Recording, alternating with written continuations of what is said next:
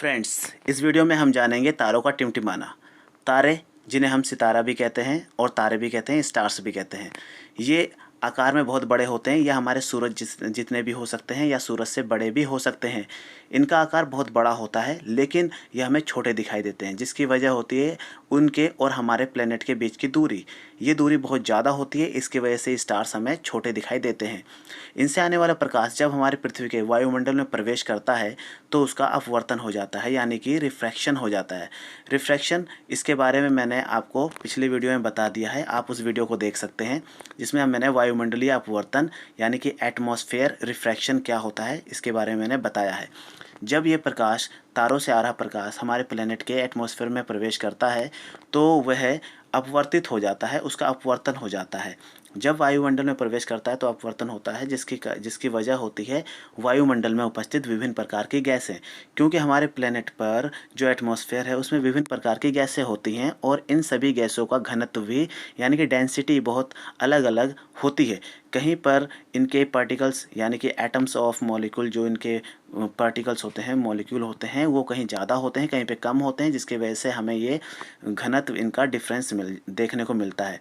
हमारे प्लेनेट के एटमॉस्फेयर के लेयर्स भी अलग अलग होती हैं और इन सभी लेयर्स के टेम्परेचर भी, तापमान भी अलग अलग होते हैं।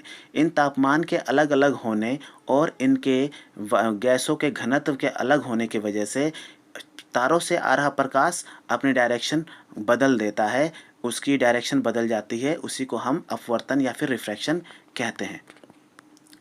ट्विंकलिंग, हमारी आंखों तक पहुंचने वाला प्रकाश वायुमंडलीय अपवर्तन के कारण निरंतर रूप से बढ़ता और घटता रहता है और हमें तारे टिमटिमाते हुए प्रतीत होते हैं।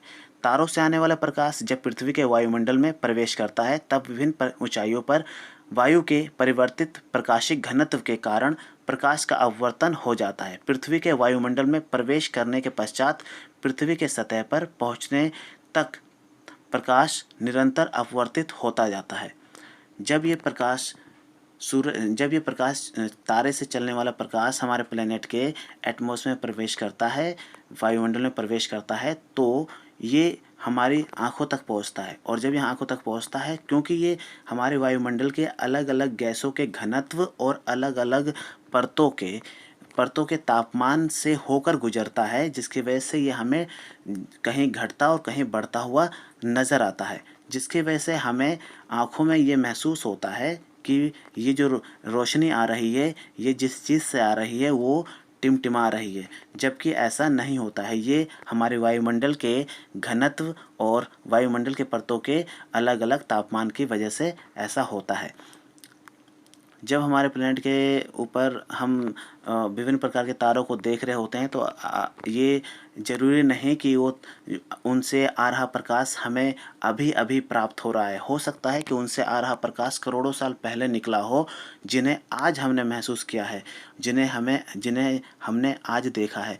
हो सकता है कि वो तारे आज वहाँ पर ना हो, क्योंकि तारे बहुत ही ज़्यादा प्रकाश वर्ष दूर होते हैं। उनसे आ रहा प्रकाश भी हमें हमारे तक पहुँचने में काफ़ी लंबा समय लगता है, जिसकी वजह से हम कह सकते हैं कि जो तारा जो हमें अभी दिखाई दे रहा है वो हमें बहुत पुराने तारे से आ रही रोशनी के बारे में बता रहा है। इसका कारण होता है प्रकाश का अपवर्तन।